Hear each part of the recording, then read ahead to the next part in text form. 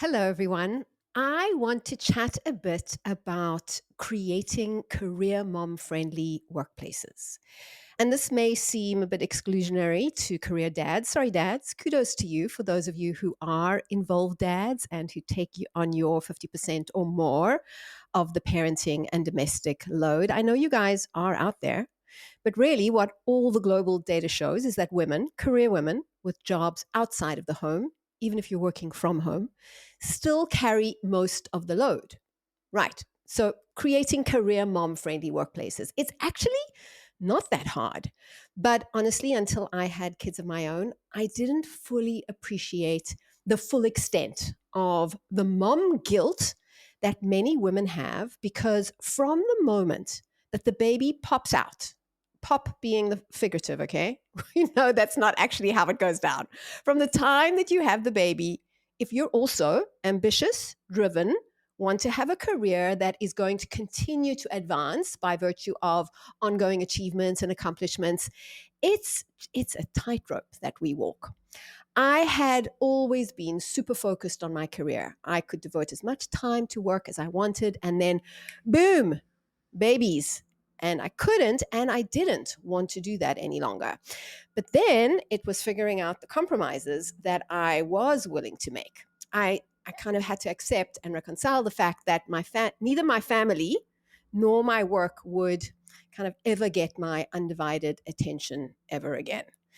But with me, I was my own boss and I could make my own choices and decisions. And so I realized pretty soon what an absolute privilege this was. And also that I really owed it to all of my staff members with kids to give them the same privilege of choice. My overriding principle around this was that I never wanted anyone to feel that they needed to apologize for having children, that they needed to hide or make excuses or feel guilty for taking important time for their families. And I also didn't want moms to feel that the only time they could ask for flexibility was like for an emergency or for sick kids. I wanted them to take time for whatever they considered to be important. Soccer games and school concerts and afternoon pickups, and just to take the time for the good stuff too. Okay, so now some of you may be wondering how this actually works in practice. Don't people let work slide? Don't they take advantage of the flexibility? Here's the thing, absolutely not. Nope, never. I have never needed to worry that my team would not deliver on their accountabilities. Balls seldom, never drop. Career moms are the most resourceful, organized, and diligent people I know. So, I mean, why would I ever even need to doubt? So, if you're thinking that perhaps I was going to trot out a manual of 10 steps on how to create a career mom friendly work culture, here's the thing, it's actually just not needed. It is really super simple. Okay, here's number one, hire the right people. Number two, make sure that accountabilities and deliverables are clear. And then just number three, give people the flexibility and trust that they deserve. That is it. Okay, you may be wondering why I'm sharing this and how this relates to my upcoming podcast guest, Elizabeth Chou.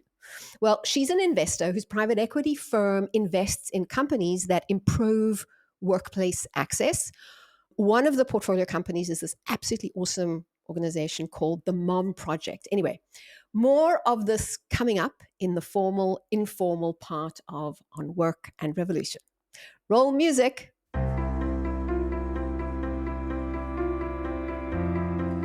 Welcome to On Work and Revolution, where we talk about what's shaking up in the world of work and EdTech. I'm your host, Debbie Goodman. I'm CEO of Jackhammer Global, a global group of executive search and leadership coaching companies. I'm also an advisor to venture-backed EdTech founders. And for those of you in EdTech who are hiring, we have launched a fractional leaders offering. That's the little punt for the day. I'll put the link in the show notes. My main mission with all of my work is to help companies and leaders to create amazing workplaces where people and ideas flourish. And today I'm really thrilled to be joined by my guest, Elizabeth Chou, who I heard speak on a panel at a conference last year, and I decided I really needed to invite her to be a guest on the pod. So a quick intro. Elizabeth has spent the last 15 years or so as an investment professional investing in early stage venture capital, later stage private equity, mezzanine, and senior debt, which to the uneducated ear may sound like it's all just one thing, but it really is not. And it's pretty unusual to have a career that spans such a vast range of investment stages and debt categories. Elizabeth is currently a partner with Leeds Illuminate, a leading company focusing on the knowledge industries. We'll find out more about this in a bit. Prior to joining Leeds, she was with New Markets Venture Partners, which focuses on early stage venture investments in edtech companies. And she's covered all the other categories with Gladstone Companies and M&T Bank. All right, and today we're going to be going to chat to Elizabeth about her take on the opportunities that are presenting themselves for private equity investors, as well as her investment view on companies that are promoting adult learning and workforce access. So, welcome, Elizabeth. Thank you so much, Debbie. It's so nice to be here with you. All right. So, on this podcast, I've had several guests who are either venture or angel investors in edtech and workforce.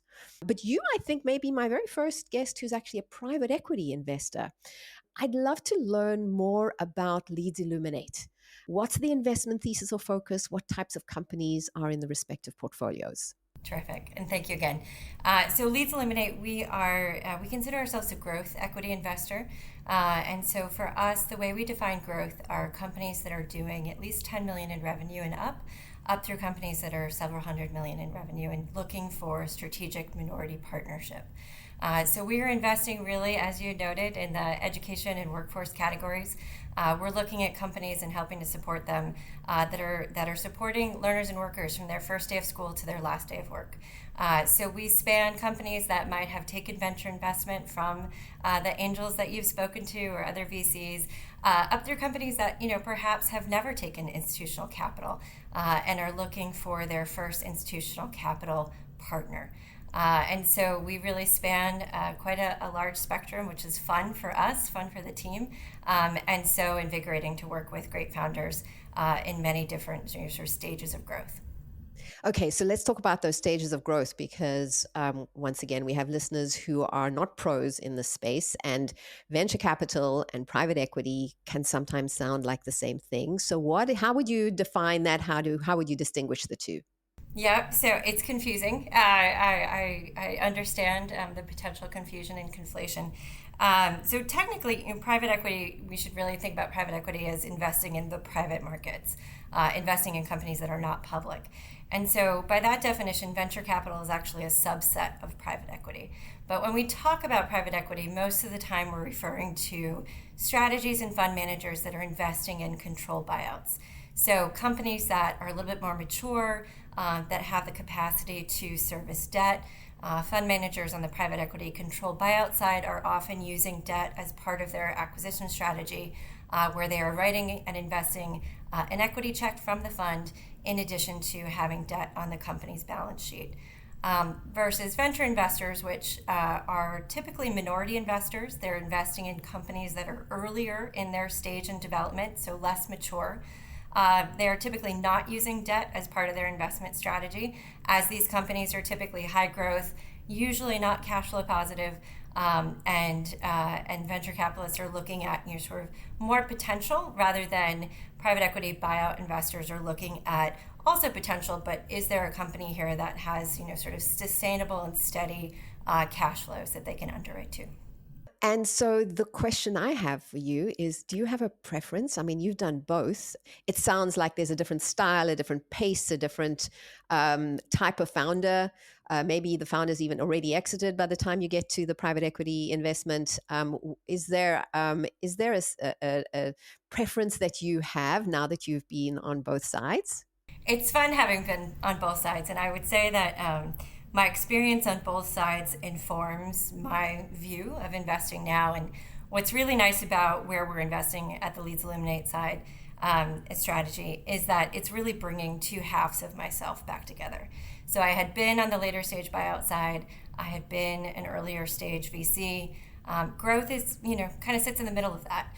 And so there are aspects of my world from private equity that are very relevant to what I do today, and there are aspects to what I was doing as an earlier stage VC that are very very relevant.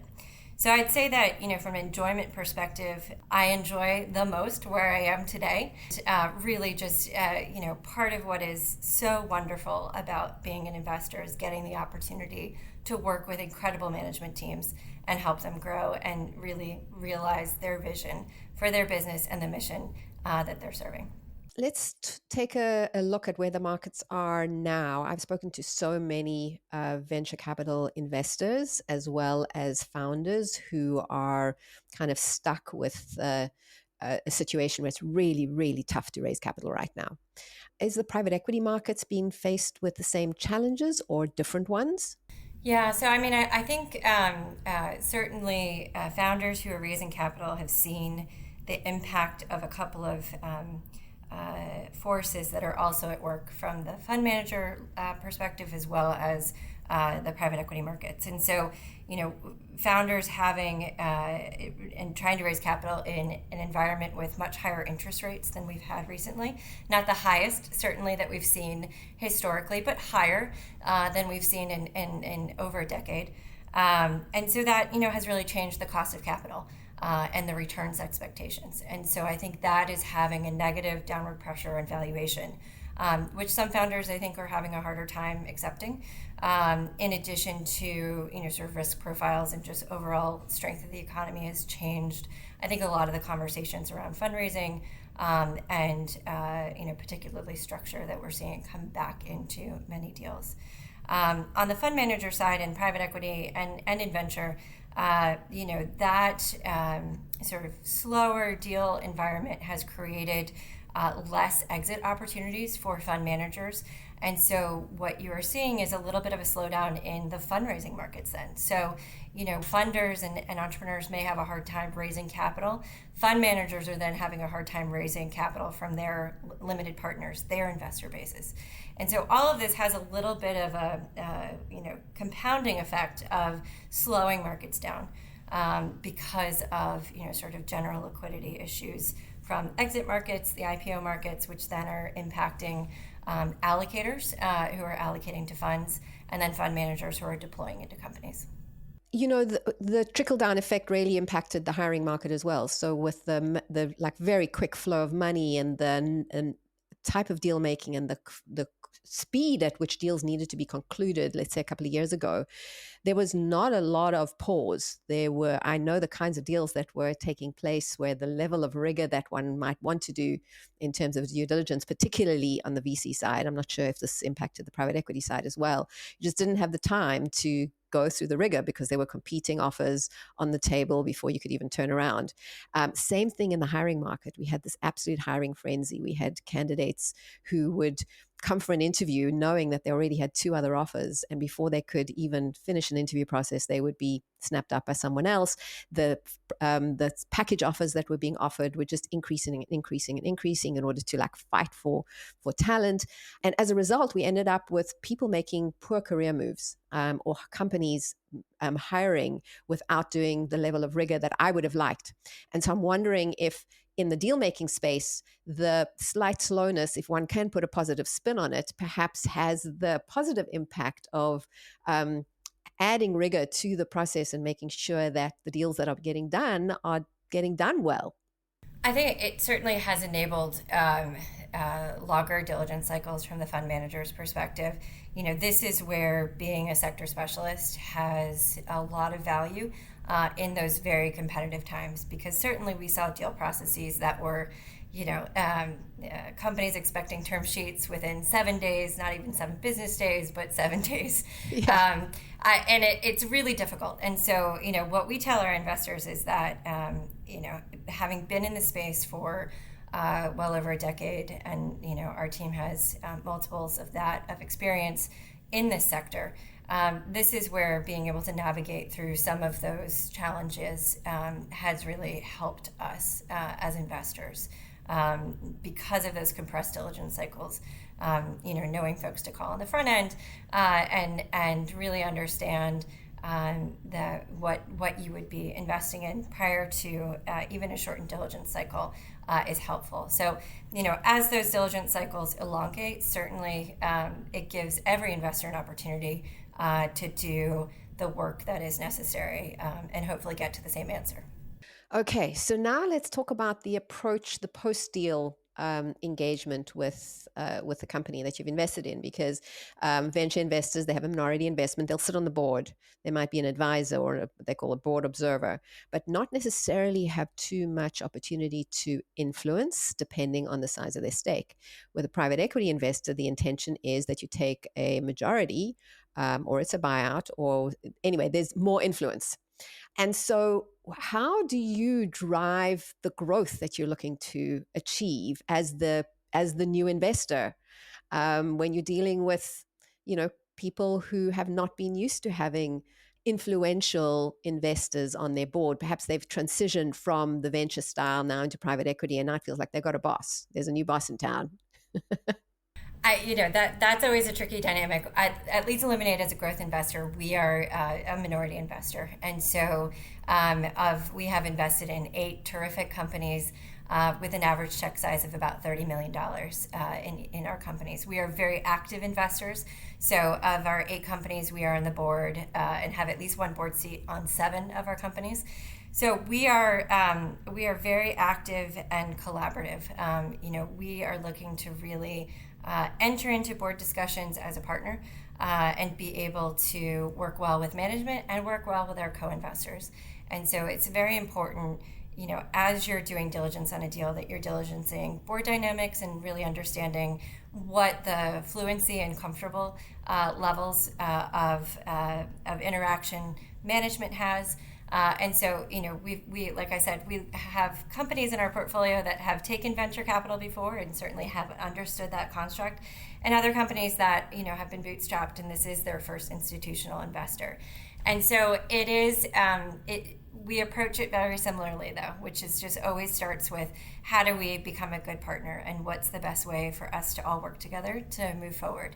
And really just by offering, a very earnest helping hand when needed, and that comes in many forms, whether that's sort of more operational, and our team has an amazing operational background. My partner Susan Cates has been an operator in her past lives, and so we bring that acumen to our work and our work alongside our companies, and really being able to tap into networks and connections and potential customers. And so we really do try to be as much a value-add partner as we possibly can. Yeah, I think that having former operators as part of the investment team definitely seems to make a big impact. I've seen that with, almost all the bigger funds these days. They're not just purely investment professionals. So that's definitely an added value there. Okay, so on our earlier call, you spoke about a focus on workforce access, adult learning. You're very bullish about the sector. Share more about this. Absolutely. So we are really investing in education and workforce development, and that is from early childhood all the way up through workforce learning and access. And the way we had, sort of looked at the world pre-COVID and what has come about, sort of post-COVID, is an acceleration and certainly, sort of deeper stickiness coming out of COVID from some of the things that were experimented during COVID in terms of online learning on the adult learning side of the spectrum. And so, we have found that a lot of what was discovered as possible in terms of access to learning for workers, ability to sort of engage in alternative credentials, those job skills that are part of the growing economy that higher education is not serving well. So, there are certain job categories that just are not covered by higher education. And so companies that are offering those training opportunities to help workers level up faster and within industry norms without having to go back to a credentialing body, I think gives workers an opportunity for that income advancement in a much more fluid, accessible way.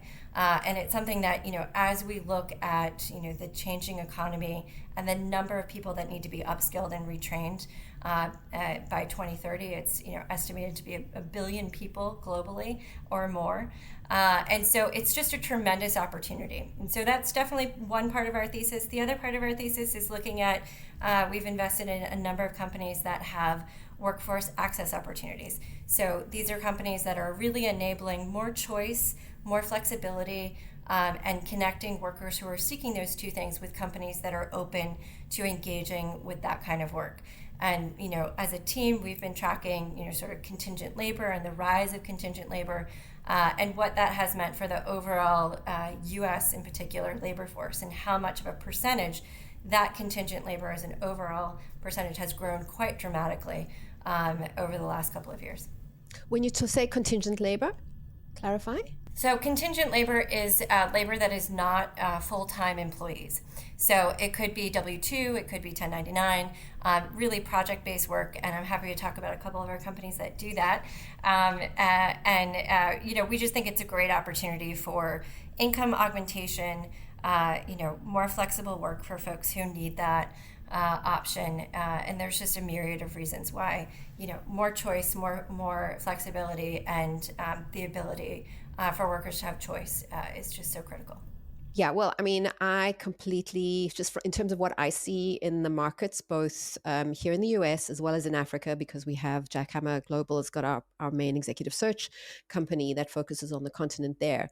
And the shifts and changes in workplace, as well as, I mean, we're all bombarded by information on AI and how that is changing already the workplace and the workforce and the nature of white collar workers, management level people, who is our bread and butter in terms of leadership hiring for big corporations, who are for the very first time facing the kind of threats really that blue collar industrial revolution style impact has we're on the cusp of something really, really big.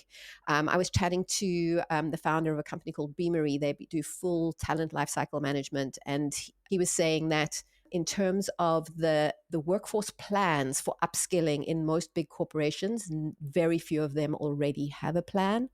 It's not necessarily coming from sort of internally within the companies to be able to skill up their people for the future. And so having these external third-party education and workforce upskilling organizations that can help is going to be critical.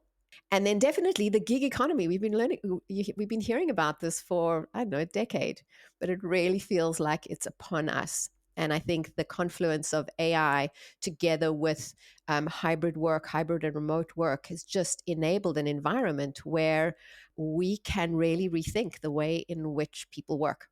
Yeah, I think this is the segue. I'd love to hear about some of the companies that you that in your portfolio that are doing this great work.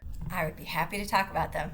So on that last point, we've invested in a company called the Mom Project, which we think is just so incredibly special. And, it is a company that, to your point on the white collar professional workers, it is working with women, with moms who have at least 8 to 10 years of professional experience, who are at that time in their lives when a little bit more flexibility really can make or break your ability to engage and continue to be in the workforce.